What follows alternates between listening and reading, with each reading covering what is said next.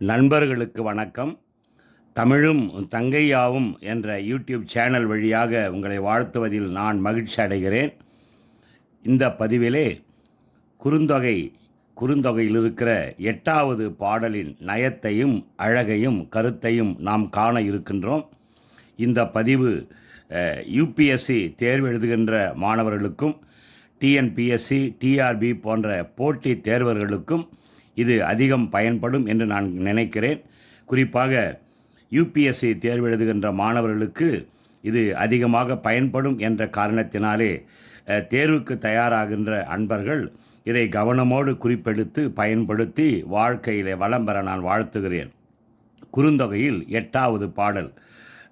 இந்த பாடலை இயற்றியவர் ஆலங்குடி வங்கனார் என்ற ஒரு புலவர். ஆலங்குடி வங்கனார் என்ற புலவர் இவர் பாடியிருக்கிறார். சங்க இலக்கியத்திலே இவர் பாடியதாக 7 பாடல்கள் பதிவு செய்யப்பட்டிருக்கின்றன. இந்த 7 பாடல்களிலே 6 பாடல்கள் அகம் சார்ந்தவை, ஒரு பாடல் புறம் சார்ந்தது. ஆக இவர் 7 பாடல்களை மிக அருமையாக எழுதி பதிவு செய்திருக்கிறார். சங்க இலக்கியத்தின் பாடல்கள் ஒவ்வொன்றையும் நாம் ஊடுருவி செல்லுகின்ற பொழுது அந்த பாடலுக்கு கீழே ஒரு சில குறிப்புகள் கொடுக்கப்பட்டிருப்பதை நாம் அறிவோம். அந்த பாடல் கீழே திணை, துறை, கூற்று என குறிப்புகள் கொடுக்கப்பட்டிருக்கும். அந்த வகையிலே இந்த குறுந்தொகை 8வது பாடல் மருதத்திணையை சார்ந்தது. இந்த பாடல் மருதத்திணையை சார்ந்தது. திணை என்று சொன்னால் ஒழுக்கம் என்று பொருள். திணை என்று சொன்னால் ஒழுக்கம் என்று பொருள். ஒவ்வொரு திணைக்கும் ஒவ்வொரு ஒழுக்கம் உண்டு. மருதத்திணைக்கு உரிய ஒழுக்கம், அதாவது இந்த திணையை முதற்பொருள், கருப்பொருள், உரிப்பொருள் என்று பிரிப்பார்கள். முதற்பொருள், கருப்பொருள் என்று பிரிப்பார்கள். இதை நாம் அறிவோம். முதற்பொருள் என்றால் என்ன என்று சொன்னால் அந்தந்த திணைக்குரிய நிலமும் பொழுதும் முதற்பொருள் ஆகும் என்பது இலக்கணம். நிலமும் பொழுதும் முதற்பொருள் ஆகும் என்பது இலக்கணம். அந்த நிலையிலே இந்த மருதத்திற்குரிய முதற்பொருள் நிலமானது வயலும் வயல் சார்ந்த பகுதி. வயலும் வயல் சார்ந்த பகுதி. அதன் அடிப்படையிலேயே இந்த பாடல் அமைந்திருப்பதை நாம் முதலிலே உள்வாங்க வேண்டும். மருதத்திற்குரிய முதற்பொருள் நிலமும் பொழுதும் முதற்பொருளாகும். இந்த மருதத்துக்குரிய நிலம் வயலும் வயல் சார்ந்த பகுதி என்று சொல்லுவார்கள். இதற்குரிய ஒழுக்கம் ஊடலும் ஊடல் சார்ந்தது என்று சொல்லுவார்கள். ஊடலும் ஊடல் சார்ந்தது. தலைவன் தலைவியருக்கு இடையே ஏற்படுகின்ற ஒரு சிறு பிணக்கு என்று சொல்லுவார்கள். கிராமத்தில் பிணங்குதல் என்ற சொல்லி அதிகமாக பயன்படுத்துவார்கள். பிணங்குதல் என்று சொன்னால் கோபித்தல் என்று பொருள். மிக சிறியதொரு கோபம். அதை அழகாக இலக்கியம் ஊடல் என்று சொல்லுகிறது. எனவே இந்த திணை மருத திணையை சார்ந்த பாடல் என்பதை நாம் முதலில் உள்வாங்க வேண்டும். இது எந்த துறையை சார்ந்தது? துறை என்று சொன்னால் அந்த ஒழுக்கத்தினுடைய உட்பிரிவு என்று பொருள். துறை என்று சொன்னால் உட்பிரிவு என்று சொல்லலாம். கீழே நமக்கு கொடுக்கப்பட்டிருக்கிறது பாடலிலே. கிழத்தி தன்னை புறம் உரைத்தால் என கேட்ட காதற்பரத்தை அதற்கு பாங்காயினர் கேட்ப உரைத்தது. கிழத்தி. கிழத்தி என்று சொன்னால் தலைவி என்று பொருள். கிழவன் என்று சொன்னால் தலைவன், கிழத்தி என்று சொன்னால் தலைவி. இங்கே கிழத்தி அதாவது தலைவி தன்னை புறம்புரைத்தால் என கேட்ட காதல் பரத்தை. புறம்புரைத்தால் என்று சொன்னால் அதாவது இந்த பாடலுடைய பின்புலத்தை நாம் சற்று உள்வாங்க வேண்டும். இந்த பாடல் யாருடைய கூற்று என்று சொன்னால் பரத்தையின் கூற்று. இந்த பாடல் பரத்தையின் கூற்று. பரத்தை என்பவள் யார், அவருடைய பின்புலம் என்ன, வரலாறு என்ன என்பதை பற்றி நான் முந்தைய பதிவிலே பரத்தையருடைய வரலாறு என்ற ஒரு பதிவை நான் உங்களுக்காக அளித்திருக்கிறேன். அதை உள்வாங்குகின்ற பொழுது இந்த பரத்தையரை பற்றிய முழு விளக்கம் நமக்கு உள்ளே பதிவதற்கு வாய்ப்பு உண்டு. இந்த பாடல் பரத்தையின் கூற்று. இந்த பாடலுடைய பின்புலம் என்ன என்று நாம் பார்க்கின்ற பொழுது தலைவி பிள்ளை பேற்றுக்காக, அதாவது குழந்தை பெறுவதற்காக தாய் வீட்டுக்கு செல்லுகிறார். ஒரு குடும்பத்திலே ஒரு தலைவி பிள்ளை பெறுவதற்காக தாய் வீட்டிற்கு செல்லுகிறார்.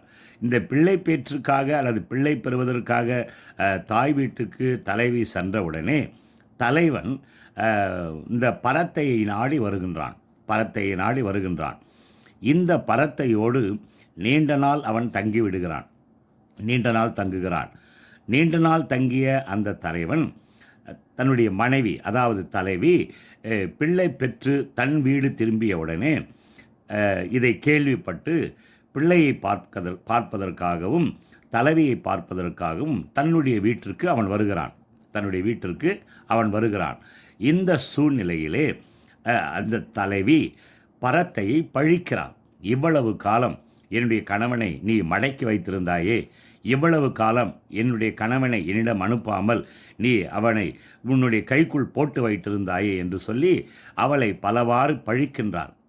அதான் புறம் உரைத்தல். கிழத்தி, அதாவது தலைவி, தன்னை புறம் உரைத்தால், தன்னை என்று சொன்னால் அந்த பரத்தையை புறம் உரைத்தால், பழித்தால், நாம் விளங்கிக் கொள்ளுகின்ற வகையிலே தன்னை அதிகமாக திட்டினால், குறை சொன்னால் என்ற கேள்விப்பட்ட காதல் பரத்தை. காதல் பரத்தை என்று சொன்னால் அந்த பரத்தையர் எனக்குரிய இலக்கணத்தை நாம் முதலில் உள்வாங்க வேண்டும். பரத்தையர் யார் என்று சொன்னால் ஆடல் பாடல்களிலே, அக்காலத்திலே ஆடல் பாடல்களிலே மிக சிறந்து அழகும் இளமையும் கொண்ட பெண்கள் பலர் அக்காலத்திலே சமுதாயத்தில் இருந்தனர். ஆடல் பாடல்களிலே அவர்கள் வல்லவர்களாகவும் ஆடுவார்கள், பாடுவார்கள், மிக சிறந்த நடனம் ஆடுவார்கள், அழகும் நிரம்பியவர்கள். இந்த தெளிவாக சொல்ல வேண்டும் என்று சொன்னால் ஆடல் பாடலிலே வல்லவராகி அழகும் இளமையும் கொண்ட பெண்கள் அக்காலத்திலே பரத்தையர்களாக இருந்தார்கள். இவர்கள் தமிழ் இலக்கண அல்லது தமிழ் வாழ்க்கையின் சித்தாந்தத்தின் அடிப்படையிலே ஒருவனுக்கு ஒருத்தி என்ற வாழ்க்கையை நடத்தாமல் ஒரு பெண் பல ஆண்களோடு தொடர்பு கொண்டு வாழுகின்ற இந்த பெண்ணை பரத்தை அல்லது பெண்களை பரத்தையர் என்ற காலத்திலே அழைத்தனர். இது பரத்தையருடைய பொதுவான இலக்கணம். இக்காலத்திலே நாம் ஆங்கிலத்திலே கால்கள் என்று சொல்லுகிறோம். நாகரிகமாக கால்கள், கூப்பிட்டா வருவா அப்படின்ற ஒரு நிலையிலே இன்றைக்கு அவர்களை கால்கள் என்று அழைத்து இன்றைக்கும் சமுதாயத்திலே ஒரு புறத்திலே இத்தகைய கூட்டம் வாழ்ந்து கொண்டு தான் இருக்கிறது என்பதை நாம் உள்வாங்க வேண்டும். இந்த பரத்தையோடு அவன் நீண்ட காலம் வாழ்ந்தான். ஆனால் இங்கே காதற் பரத்தை என்ற சொல் நமக்கு கையாளப்பட்டிருக்கிறது. அப்படியானால் பரத்தை யார், காதற் பரத்தை யார் என்பதை நாம் உள்வாங்க வேண்டும். அதாவது ஆடலிலும் பாடலிலும் வல்லவராகி அழகும் இளமையும் கொண்டு பொருளை மையமாக கொண்டு பணத்தை மையமாக கொண்டு வாழுகின்ற பெண்கள் பரத்தை என்று அழைக்கப்படுவர். இப்படி பரத்தையரை தேடி செல்லுகின்ற ஆண்களிலே யாராவது ஒருவரை இந்த பரத்தை தேர்வு செய்து அவன் ஒருவனிடம் மட்டுமே வாழுகின்ற வாழ்க்கை சூழலும் அக்காலத்தில் இருந்தது. உண்மையிலேயே தன்னை நாடி வருகின்ற அந்த ஆடவர்கள் ஒருவனை தேர்வு செய்து அவனை மட்டுமே காதலித்து அவனோடு மட்டுமே வாழ்க்கை நடத்துகின்ற பரத்தையர் சிலர் அக்காலத்திலே வாழ்ந்து வந்தனர். இவ்வாறு ஒருவனோடு மட்டுமே வாழுகின்ற அந்த பரத்தையரை காதல் பரத்தை என்று சொல்லுவர். புரிந்திருக்கும் என்று நினைக்கிறேன். பரத்தையர் என்பவர் ஒரு பெண் பல ஆண்களோடு வாழுகின்ற அந்த கூட்டத்தை சார்ந்த பெண்ணை பரத்தை என்று சொல்லுவர். அந்த பரத்தையர் கூட்டத்திலும் தன்னை நாடி வருகின்ற ஆடவன் யாராவது ஒருவனை தேர்வு செய்து அவனை உண்மையிலேயே ஆழமாக அதிகமாக நேசித்து அவனோடு மட்டுமே வாழ்க்கை நடத்துகின்ற பெண்ணை அல்லது பரத்தையை காதல் பரத்தை என்று சொல்லுவர். இந்த சூழ்நிலையிலே இந்த தலைவன் இந்த காதல் பரத்தையோடு அதிக நாள் தங்கிய காரணத்தினாலே கிழத்தி, அதாவது தலைவி, இந்த காதல் பரத்தையை பழிக்கின்றார். இந்த பழிப்புரையை கேட்ட அந்த தலைவி பாங்காயினர் பாங்காயினர் என்று சொன்னால் அந்த தலைவிக்கு உறவுகள், தலைவியோடு நெருக்கமாக இருக்கின்றவர்கள், தோழி அல்லது அந்த செவிலித்தாய், நட்டாய் என்று சொல்லுவார்கள். இந்த தலைவியோடு நெருக்கமாக தொடர்பு கொண்டவருடைய காதிலே விழும்படியாக இந்த பரத்தை, அந்த காதல் பரத்தை உரைத்தது என்பதை நாம் உள்வாங்க வேண்டும். அப்படியானால் இந்த குறுந்தொகை 8ஆம் பாடலுடைய பின்புலம், பிள்ளை பேற்றுக்காக தலைவி தன்னுடைய தாய் வீட்டுக்கு செல்லுகிறாள். இடைப்பட்ட நேரத்திலே இந்த தலைவன் பரத்தையை நாடி செல்லுகிறான். அவள் காதல் பரத்தை, இவனுடைய காதல் பரத்தை தலைவி பிள்ளை பெற்று திரும்பி வந்தவுடனே மீண்டும் அவன் தன்னுடைய தலைவியை காண வருகின்ற பொழுது இவ்வளவு காலம் அவளை அடக்கி அல்லது மடக்கி வைத்திருந்தாள் என்று பழி சொல்லி அல்லது புறம் சொல்லி அவளை பழிக்கின்ற செய்தியை கேள்விப்பட்ட அந்த காதற் பரத்தை இந்த தலைவிக்கு அல்லது கிழத்திக்கு நெருக்கமானுடைய காதிலே படும்படி இந்த பாடலை பாடுகிறார். பாடலை பாடியவர் ஆலங்குடி வங்கனார். பாடலை நாம் இப்பொழுது காணலாம். கழனி மாத்து, மிக சிறிய பாடல், 6 அடிகளை மட்டுமே கொண்ட ஒரு பாடல். குறுந்தொகை என்பது குறுகிய அடிகளை கொண்ட பாடல். இந்த நூல் வரலாற்றை நாம் அறிந்திருப்போம் என்று நினைக்கிறேன். நான் நேராக பாடலுக்கு செல்லுகிறேன். கழனி மாத்து விளைந்துகு தீம்பழம் பழன வாழை கதூம் ஊரன் எம்மிற் பெருமொழி கூறி தம்மிற் எம்மில் எம் இல்லத்திலே பெருமொழி, எம்மில் என்பது எம் இல்லம், தம்மில் என்பது தம்மில்லம் என்று நாம் படிக்க வேண்டும். எம்மில் பெருமொழி கூறி தம்மில் கையும் காலும் தூக்கத் தூக்கும் ஆடிப்பாவை போல மேவன செய்யும் தன் புதல்வன் தாய்க்கே என்பது பாடல். மிக எளிமையான பாடல், அற்புதமான பாடல், அழகான பாடல்.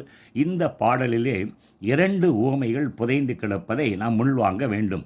இந்த முதல் 2 அடிகளிலே கழனி மாத்து விளைந்துகு தீம்பழம்.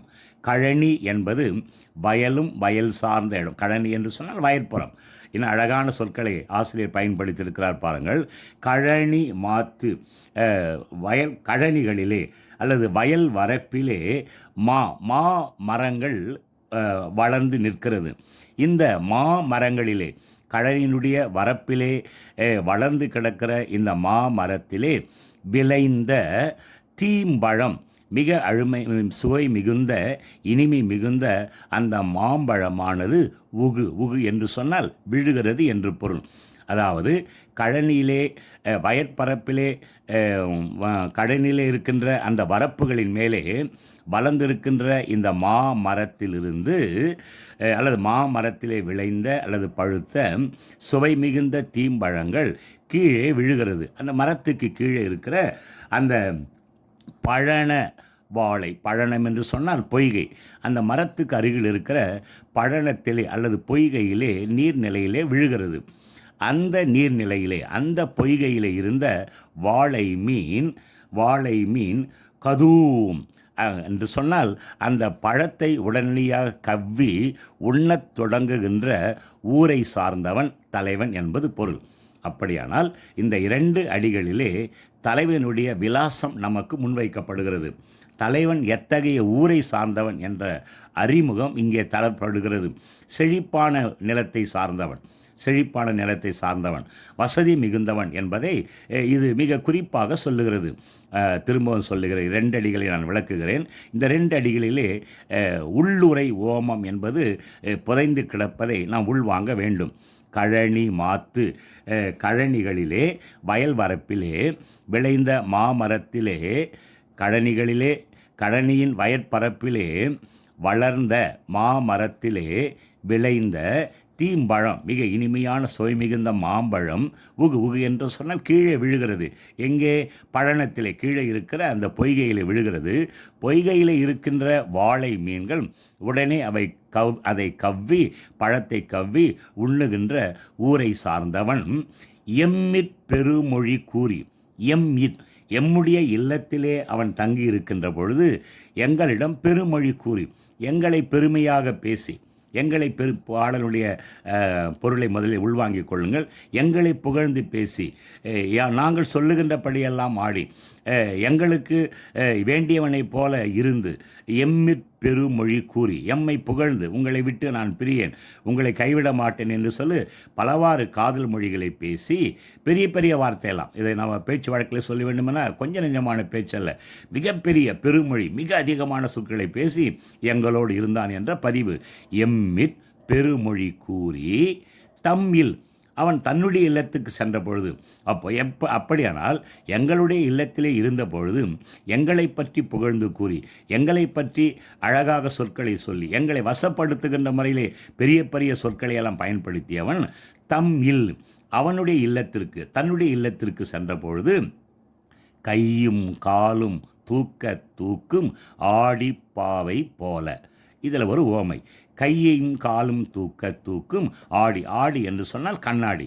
ஒரு கண்ணாடிக்கு முன்னாலே நின்று நாம் கையை தூக்கினால் அந்த கண்ணாடியிலே தெரிகின்ற பிம்பமும் கையை தூக்கும். நாம் காலை தூக்கினால் அந்த கண்ணாடியில் இருக்கிற பிம்பமும் காலை தூக்கும். கையும் காலும் தூக்க தூக்கும் ஆடி. கண்ணாடியில் இருக்கிற பாவையை போல. இந்த பாவை என்பதற்கு பல பொருட்கள் உண்டு. நம்முடைய தமிழ் இலக்கியங்களிலேயே இந்த பாவை என்ற சொல் பல பொருட்களிலே. பாவை என்று சொன்னால் அழகான பெண் என்று பொருள். பாவை என்று சொன்னால் பொம்மை என்று பொருள். பொம்மை போல பெண்கள் இருப்பதனாலேயே அந்த பெண்களுக்கு பாவை என்ற சொல் கூட வந்தது என்று அறிஞர் பெருமக்கள் விளக்கம் தந்திருக்கின்றனர். கையும் காலும் தூக்க தூக்கும் ஆடி பாவை. இந்த இடத்திலே பாவை என்பதற்கு அந்த ஆடியிலே தெரிகின்ற அந்த பிம்பம் போல மேவன செய்யும். அந்த தலைவி, அவனுடைய மனைவி விரும்புகின்றவற்றையெல்லாம், அந்த தலைவி எதை எதை விரும்புகிறாளோ அவற்றையெல்லாம் செய்கின்ற தன் புதல்வன் தாய்க்கு. அவனுடைய புதல்வன், தன் என்று சொன்ன தலைவனுடைய மகனுக்கு தாயாக விளங்குகின்ற அந்த தலைவிக்கு ஏற்றாற் போல அவன் ஆடிக்கொண்டிருக்கின்றான் என்ற பழியை இந்த காதல் பரத்தை இந்த பாடல் வழியாக விமர்சனம் செய்கிறார். அதாவது இதில் ஒரு மிகப்பெரிய ஒரு செய்தி நுணுக்கமாக மறைந்து கிடப்பதை அல்லது புதைந்து கிடப்பதை, உறைந்து கிடப்பதை நான் உள்வாங்க வேண்டும். அதுதான் இலக்கணத்திலே உள்ளுரை ஓமம் என்று சொல்லுவார்கள். இதில் 2 ஓமைகள் புதைந்து கிடக்கிறது. முதல் 2 அடிகளிலே மிகப்பெரிய ஒரு தத்துவம். கழனி மாத்து. கழனியிலே, வயற்பரப்பிலே விளைந்திருக்கின்ற மாமரத்திலே விளைந்த அந்த சுவை மிகுந்த தீம்பழம், மாம்பழமானது அருகில் இருக்கிற மரத்துக்கு கீழே இருக்கிற பொய்கையில் விழுகிறது. பொய்கையிலே விழுந்தவுடனே பொய்கையில் இருந்த வாழை மீன்கள் அந்த பழத்தை உடனே கவ்வி உண்ணத் தொடங்குகின்ற ஊர். அப்படியானால் இதில் இருக்கிற செய்தி என்ன என்று சொன்னால், அந்த இதிலே அந்த வரப்பு என்பது குடும்ப அமைப்பை குறிக்கிறது என்று சொல்லலாம். ஒரு அழகான குடும்ப அமைப்பிலே இருந்த மாம்பழம். அதாவது மாம்பழம் என்பது இங்கே தலைவனை குறிக்கிறது.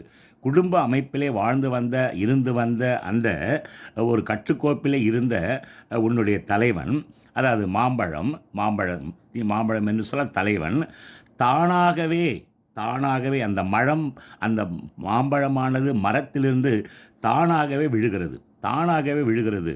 உன்னுடைய கணவன் தானாகவே என்னுடைய இல்லத்திற்கு வந்தான். தன்னுடைய வாழை என்பது இங்கே பரத்தை குறிக்கிறது. அந்த இன்னும் தெளிவாக விளங்கிக் கொள்ள வேண்டும் என்று சொன்னால், மரத்திலே பழுத்த பழம் தலைவனுக்கும் அந்த பொய்கையில் இருந்த வாழை மீன் பரத்தைக்கும் உவமையாக சொல்லப்படுகிறது. இங்கே தெளிவாக சொல்லவில்லை.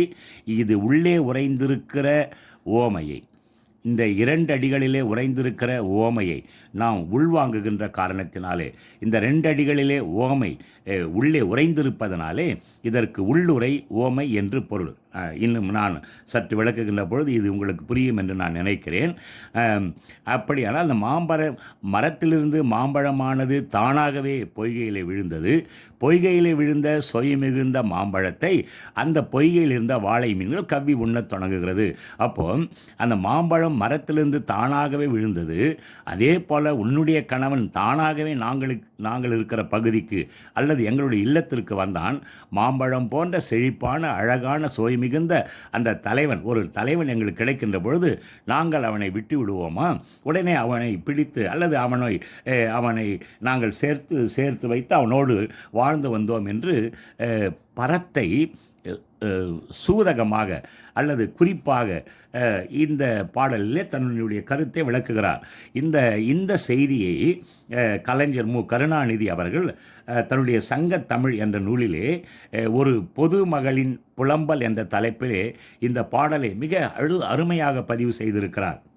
இந்த தலைவிக்கும் இந்த காதல் பரத்தைக்கும் நடந்த அந்த உரையாடலை இந்த 2 அடிகளுக்கு அவர் விளக்கம் அழகாக தருகிறார். உங்கள் முன்னே அதை நான் பதிவு செய்ய விரும்புகிறேன். வாழை மீன் வாய்க்குள்ளே மாம்பழம் ஒன்று வலிய விழுந்தால் சும்மா விடுமா? அந்த வரப்பிலிருந்த மாமரத்திலிருந்து அந்த மாம்பழம் மாம்பழமாகிய தலைவன் அந்த பொய்கையிலே, அதாவது அந்த பரத்தையர் வாழுகின்ற பகுதியிலே அவன் விழுகிறான் அல்லது செல்லுகிறான்.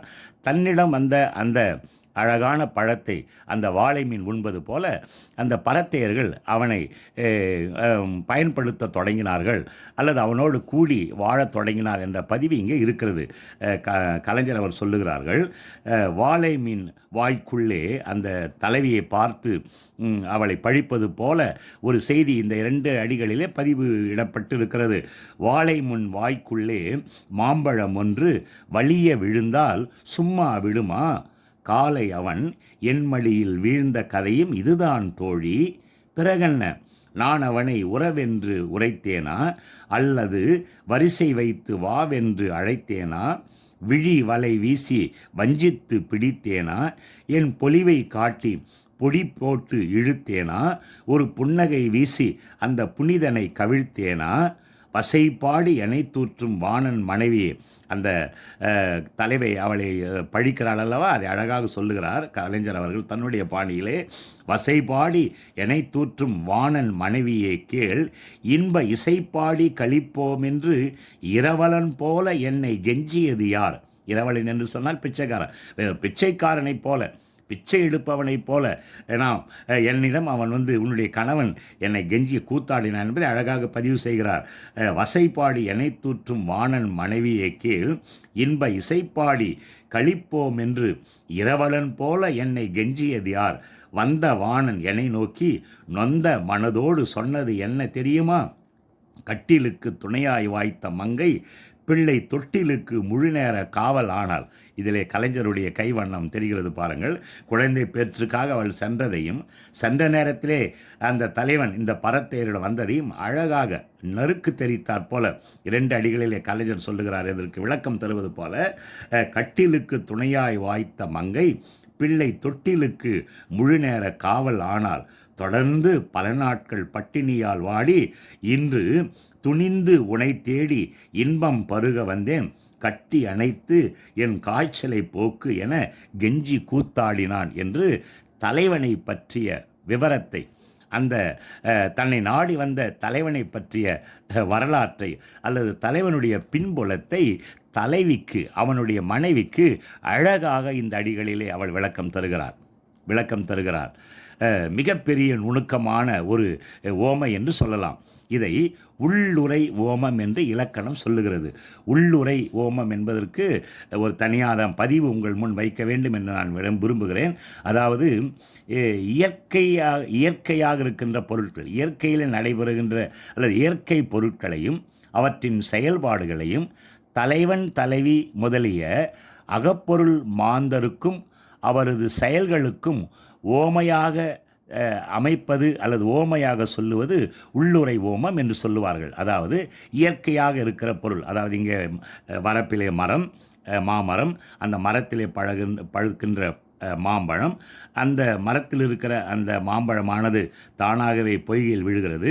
பொய்கையில் விழுந்த மாம்பழத்தை தானாகவே வாளை மீன்கள் கவ்வி உண்ணத் தொடங்குகிறது.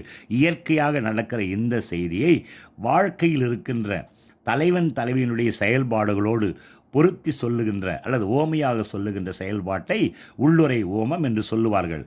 அதாவது ஓமைகளுக்கு ரெண்டு விதமான பொருள் உண்டு. ஒன்று வெளிப்படை பொருள், மற்றொன்று குறிப்பு பொருள். ஓமையை சொல்லுகின்ற பொழுது வெளிப்படையாக சொல்லுவது, தாமரை போன்ற முகம், ஓஹோ தாமரை மாதிரி முகம் இருக்குது, தாமரை வட்டமாக இருக்கும், அந்த பெண்ணுடைய முகம் வட்டமாக இருக்கிறது. தாமரை மலர் சிவப்பு நிறம் உடையது, அந்த பெண்ணினுடைய முகமும் சிவப்பு நிறம் உடையது. தாமரை தொட்டால் மென்மையாக இருக்கிறது, அந்த பெண்ணின் முகத்தை தொட்டால் மென்மையாக இருக்கும். இப்படி நேருக்கு நேராக எந்த விதமான சுற்றி வளைச்சு போகாமல், பேச்சு வழக்கில் சொல்லுவான், சுற்றி வளைத்து போகாமல் நேரடியாக பொருட்களை ஒப்புமைப்படுத்துவதை வெளிப்படை ஓமை என்று சொல்லுவார்கள். வெளிப்படை பொருள். குறிப்பு பொருள் என்பது வெளிப்படையாக செய்திகளை சொல்லாமல் அதில் இருக்கிற குறிப்பால் உணர்த்துகின்ற நுணுக்கமான செய்தியை நாம் எடுத்து ரசிப்பது. இந்த பெரும்பாலும் சங்க பாடல்களிலே இந்த குறிப்பு பொருள்களே அமைந்திருப்பதை நம்மால் காண முடியும். இந்த வெளிப்படை பொருளை விட இந்த வெளிப்படை ஓமையை விட இந்த குறிப்பால் பொருள் தருகின்ற அல்லது குறிப்பால் பொருள் சுட்டுகின்ற இந்த ஓமை மிக சிறந்த ஓமை என்று சொல்லுவார்கள். இவ்வாறு பாடலின் உள்ளே உறைந்து கிடக்கிற ஓமையை நாம் வெளியே எடுத்து ரசிப்பதை உள்ளுரை ஓமம் என்று சொல்லுவார்கள். புரிந்திருக்கும் என்று நினைக்கிறேன். இதை நான் தனி பதிவாக தலைப்பிட்டு போடுகின்ற பொழுது இது உங்களுக்கு மேலும் தெளிவடைய வாய்ப்பு உண்டு. ஏனென்று சொன்னால் யூபிஎஸ்சி தேர்விலே உள்ளுரை ஓமம் இறைச்சி என்ற 2 நுணுக்கமான பொருட்களை பற்றிய வினா அமைக்கப்பட்டிருக்கிறது. இந்த இப்படி தானாகவே விழுந்து வந்த அந்த தலைவன், என்னிடம் தானாகவே வந்து சேர்ந்த அந்த தலைவன் எம் இல்லத்திலே இருந்த பொழுது, என்னுடைய இல்லத்தில் இருந்த பொழுது எங்களுக்கு ஏற்றால் போல பெருமொழி கூறி எங்களோடு இருந்தான். தம்பில் உன்னுடைய இல்லத்திற்கு வந்தபோது இங்கே ஒரு ஓமை பாருங்கள். 2வது ஓமை, கையும் காலும் தூக்க. ஒரு கண்ணாடிக்கு முன்னாலே கையை தூக்கினால் அந்த பிம்பம் கையை தூக்கும், காலை தூக்கினால் அந்த பிம்பம் காலை தூக்கும். அதுபோல உன்னிடம் வந்து சேர்ந்த தலைவன் நீ சொல்லுவதற்கெல்லாம் ஆடுகின்ற அல்லது அவனை ஆட்டுவிக்கின்ற ஒரு பொருளாக நீ மாறி இருக்கிறாய். அதாவது புரிந்து கொள்வது போல நாம் சொல்ல வேண்டும் என்று சொன்னால் ஒரு தஞ்சாவூர் பொம்மையைப் போல நீ அவனை ஆட்டி வைத்திருக்கிறா. உட்காருன்னா உட்கார்றான், எழுந்துக்கண்ணா எழுந்துக்கிறான். இப்படி தலைவனை கையும் காலும் தூக்க தூக்கும் ஆடிப்பாவை போல நீ விரும்புவனவற்றையெல்லாம், நீ எதை எதை விரும்புகிறாய் அப்படிப்பட்ட நீ உன்னுடைய விருப்பத்தை எல்லாம் நிறைவேற்றுகின்ற, நீ விரும்புவனவற்றையெல்லாம் செய்கின்ற ஒரு தலைவனாக, ஒரு பிம்பம் போல. அந்த பிம்பத்திற்கு அறிவு இருக்காது, அந்த பிம்பத்திற்கு சுய சிந்தனை இருக்காது, அந்த பிம்பம் தானாக சிந்திக்காது. அப்படி சிந்திக்காத ஒரு சுய நினைவற்ற ஒரு எப்படி சொல்வது, எந்த அளவுக்கு மட்டமாக தன்னுடைய தலைவனை விமர்சனம் செய்ய முடியுமோ அந்த அளவுக்கு இந்த காதல் பரத்தை அந்த தலைவனை விமர்சனம் செய்து அவன் செய்த செயல்பாட்டை தலைவிக்கு அறிமுகம் செய்து வைக்கிறார். இந்த 2 ஓமைகள் இதில் அமைந்திருப்பது, ஒன்று முதல் 2 அடிகளிலே உள்ளுரை ஓமம், அடுத்து வருவது 2 அடிகளே சாதாரண ஓமை. நமக்கு யூபிஎஸ்சி தேர்விலே இந்த வினா கேட்கப்பட்டிருக்கிறது. ஆகையால் தான் இந்த பாடலை நான் முதலில் எடுத்தேன். 2016ஆம் ஆண்டு யூபிஎஸ்சி வினாத்தாளிலே கீழ்வரும் பாடற்பகுதியிலே பயிலும் இடத்தையும், கீழ்வரும் பாடற்பகுதி பயிலும் இடத்தையும் அதன் இலக்கிய நயத்தை விவரி, கையும் காலும் தூக்க தூக்கும் ஆடி பாவை போல என்ற வினா கேட்கப்பட்டிருக்கிறது. இந்த கேட்கப்பட்ட வினாவிற்கு தான் இப்பொழுது நான் பதிலை தருகிறேன். பாடல் பகுதி என்று சொன்னால் இந்த இந்த இந்த ஓமை அல்லது இந்த அடியானது குறுந்தொகை 8வது பாடலில் அமைந்திருக்கிறது. இந்த பாடலின் ஆசிரியர் ஆலங்குடி வங்கனார். இந்த பாடலுள் திணை மருத திணையில் இது அடங்கும்.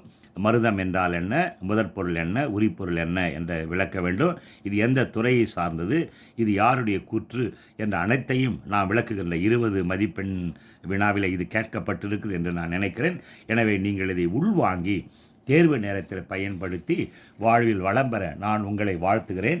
இதிலே எம்மிடம் இந்த இந்த இந்த இந்த ஓமையும் நாம் புரிந்து கொள்ள வேண்டும்.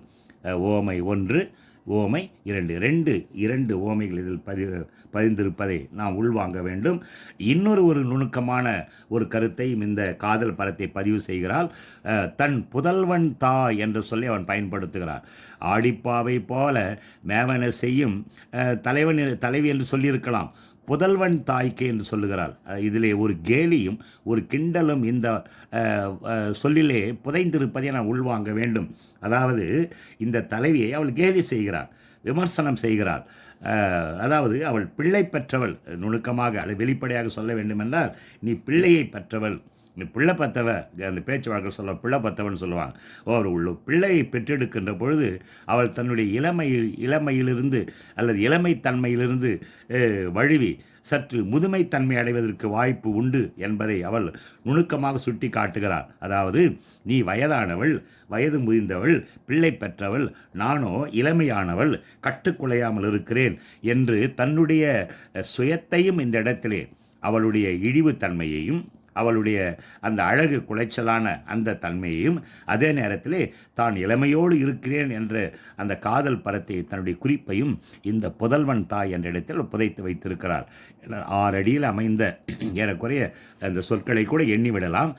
எண்ணுகின்ற அளவுக்கு இருக்கின்ற சொற்களிலே ஏகப்பட்ட அழகையும் ஏகப்பட்ட ஓமைகளையும் இந்த பாடலில் புதைத்து வைத்திருக்கின்ற ஆலங்குடி வங்கனாரை நான் உண்மையிலே பாராட்டப்பட வேண்டும்.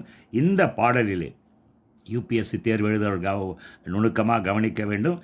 சில பாடல் அடிகளை கொடுத்து அந்த பாடலிலே முதற்பொருள், கருப்பொருள், உரிப்பொருள் அமைந்திருக்கின்ற திறனை ஆய்வு செய்க என்ற ஒரு வினாவை கேட்டிருக்கிறான். இந்த பாடலிலே முதற்பொருள், அதாவது நிலமும் பொழுதும் முதற்பொருளாகும்.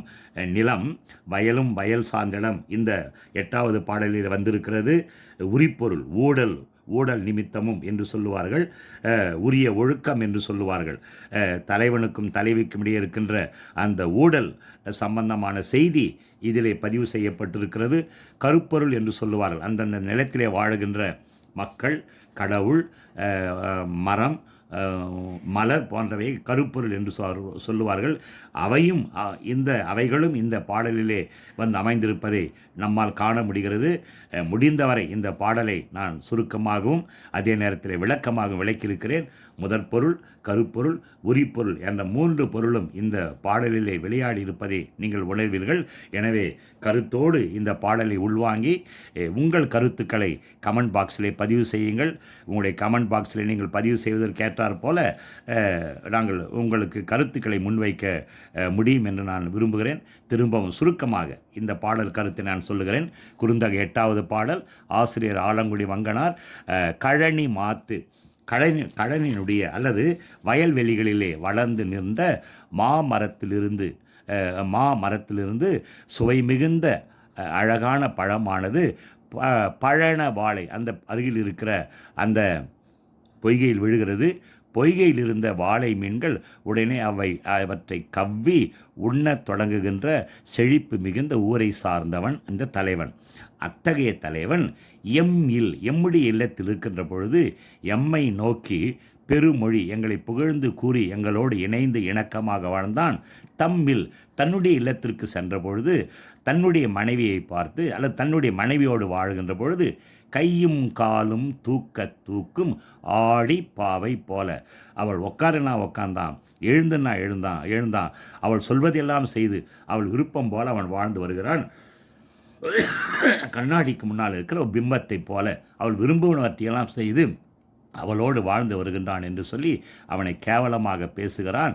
அது மட்டுமல்ல, அவன் இந்த தலைவியை புதல்வன் தாய், ஒரு பிள்ளை பெற்றவள் என்று இழிவாக அல்லது நுணுக்கமாக அவளை பழித்திருக்கும் வகையிலே தன்னுடைய கருத்துக்களை பதிவு செய்கிறாள் இந்த காதல் பரத்தை. இந்த பாடல் உங்களுக்கு விளங்கியிருக்கும் என்று நான் நினைக்கிறேன். விளங்கிக் கொள்ளுங்கள். விளங்கவில்லை என்று சொன்னால், மீண்டுமாக எந்த இடத்துல விளங்கவில்லை என்று சொன்னால் கமெண்ட் பாக்ஸிலே பதிவு செய்தால் அவற்றையும் நான் பதிவிட விரும்புகிறேன். யான் பெற்ற இன்பம் பெருக இவ்வையகம் என்ற கருத்திற்கேற்ப இந்த பதிவு உங்களுக்கு பயன்பட்டிருந்தால் நண்பர்களுக்கு ஷேர் செய்யுங்கள், கமெண்ட் பாக்ஸில் கமெண்ட் செய்யுங்கள். மீண்டும் மற்றொரு பதிவோடு சந்திப்போம். வாழ்க வளமுடன். நன்றி, வணக்கம்.